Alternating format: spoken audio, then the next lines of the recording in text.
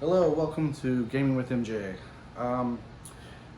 My channel is under uh, basically the last 2 years. The paranormal activity that we've been experiencing has not.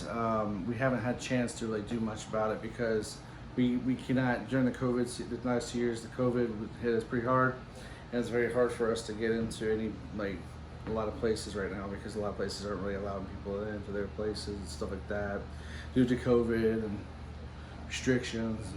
So anyway, I'm gonna start doing my video gaming on YouTube, and it's gonna be walkthroughs, hints, cheats, reviews, unboxings, just anything to do with video games, maybe even history about video games, who knows. But I'm just letting everyone know what's going on with my channel right now. We used to do a lot of paranormal investigations and stuff, but like I said, the COVID really, so I'm gonna try something different. I'm gonna do my next hobby now, which is gaming. I love gaming. So today, without further, this is gonna be a review on the Game & Watch from Nintendo. This is the 35th anniversary edition of The Legend of Zelda. And it comes with 3 games, well 4 if you include the Vermin game, which is like a whack-a-mole game. But here's what's on, basically what's on it. It has the Legend of Zelda, Adventures of Link, which is the second Zelda. And then of course you have, there was a Super Nintendo game. It came out on Super Nintendo, I believe, first. But I know they brought it out on the Game Boy, and that's what it's the version of on this. And it's the Legend of Zelda Link's Awakening, but it's the Game Boy version of it. It's not the Super Nintendo version.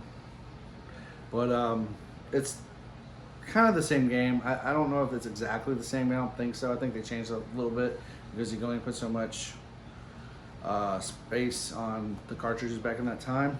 But they did pretty good on the Game Boy version on here. And the only thing I didn't like was the color of the Game Boy that they did. It was kind of weird. It's not the same colors as what the Game Boy would have been. I don't think. It has like a bluish tint to some of it. It's kind of odd on that. But and then you get the Vermin game on this.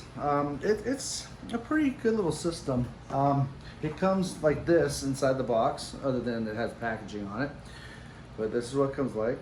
And it comes with this pretty cool stand. It's like a little stand, you know. I put a tape across it just so it wouldn't fall, but basically it's a stand and it has the Triforce. And I like the color because to me it really looks like, you know, it would be Zelda green. I like the green. It makes it pop. The D-pad's a little small, but it's not too bad. I don't have a hard time with it. It's a little bit smaller than, I believe, the DS, and I mean it's pretty tiny, but it's not that bad. Like I could play it and have an issue with it. The buttons, the A and B buttons, are kind of like soft, kind of like a calculator kind of buttons feel, but actually you get used to it. It's not too bad. They're pretty comfortable after a while. These are like calculator buttons too as well. You got the start and select, and of course you got your game up here, which changes the game, the time. We can change the times because it's an alarm clock as well as a watch, and that's why it's called the Game & Watch. And then you got the pause, and then you got the pause set button, which pause the game, and the set is like set up like sound, volume, and the brightness. Now, the cool thing about it is it's pretty light. I mean, it's not too light, so it feels like it's something that don't feel cheap. It feels well made, but it's pretty light. And it gets charged by C charger, which is pretty nice. And then there's your on and off button. But yeah, I mean the screen's small, but for the games that it comes with, it's actually not too bad. I actually didn't have a hard time playing the games, but yeah, we're gonna turn it on right now. Show you what it kind of looks like. Okay, when we get into the game, or where we turn it on, normally there's a picture of Link and stuff, and you set up the game. Mine's already been set up. I'm just showing you what games come on it. It is The Legend of Zelda, Adventures of Link, and then you got the Link's Awakening for the Game Boy. And the coolest thing about this one is, unlike the Super Mario one's pretty cool, but this one I like because it has a hidden feature. The Triforce on the back lights up. I thought that was pretty cool. I think that sold me on. I love Link though. I love Zelda. I used to play the hell out of this game when I was a kid. But I'm gonna kind of show you how the quality of graphics is on it. It looks just like the Nintendo. There's no glitchiness to it. It looks great. It's vibrant. The sound gets loud. This is on like half sound,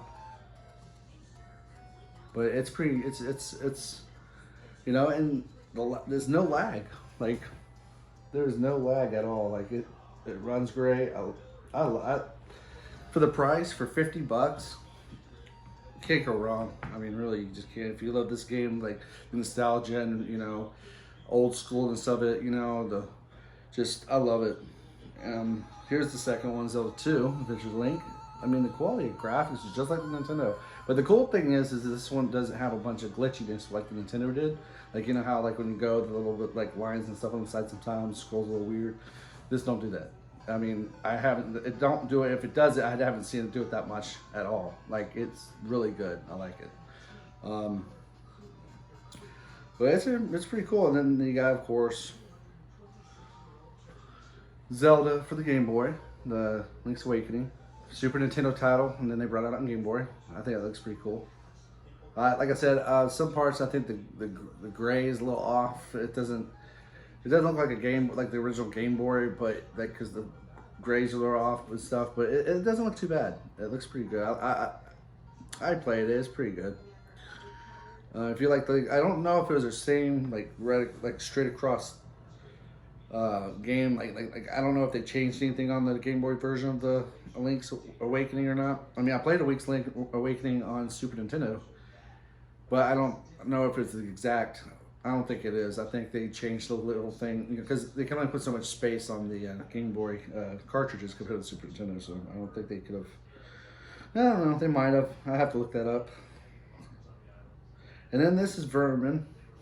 This is like a little whack-a-mole game. That's the like back in the day. This is what the graphics look like on the Game & Watches back in the day in the '80s, and that's what the graphics look like back in the '80s on the Game & Watches. So they kind of put like an old nostalgia game on it that looks like retro. To kind of commemorate the Game & Watch. But this is the newest one. This is the 35th anniversary of The Legend of Zelda. And like I said, the Triforce, I just love it. That's my favorite part. And then like if you let it sit for about I think it's like 5 minutes, it'll actually play slide rolls of Link and like art pictures and stuff of like drawings of Link and stuff. It's pretty cool. And I think they have like 15 different pictures or something like that, 12 or 15. But like I said, I mean, it's a pretty cool little gadget. And then you got this right down here. And then this is like your clock. Kind of cool, a little different, but it's like an alarm clock. So if you want to use it as an alarm clock, you can, or just a clock. It's the watch part of it. It's pretty cool. It's different, but you can change the background, which I thought was pretty cool, like the woods and stuff, the palace. That was pretty cool. But yeah, I mean, for $50, I mean, and the battery lasts forever, and it don't take long to really charge it. And like I said, the weight of it don't weigh hardly anything. But it feels made solid. It feels solid. And like I said, the D-pad, you have to get used to it. It's a little small. It's smaller than the DS, I believe, because it looks pretty small to me. But yeah, I mean, the buttons, you gotta get used to the buttons. They're kind of like I said, calculator buttons, so it's a little squishy, but you get used to them. They actually respond pretty well, so it's not too bad. And like I said, the C, I like the fact that you put a C charger on that. But yeah, I mean, for $50, I think it's a well-made system. And like a little handheld, you can take around, and it has a cool little Triforce on the back. And for the most part, I think it's and then here's where the speaker is right here. I just want to show you that. This is where the speaker is. It looks small, but that thing can get loud.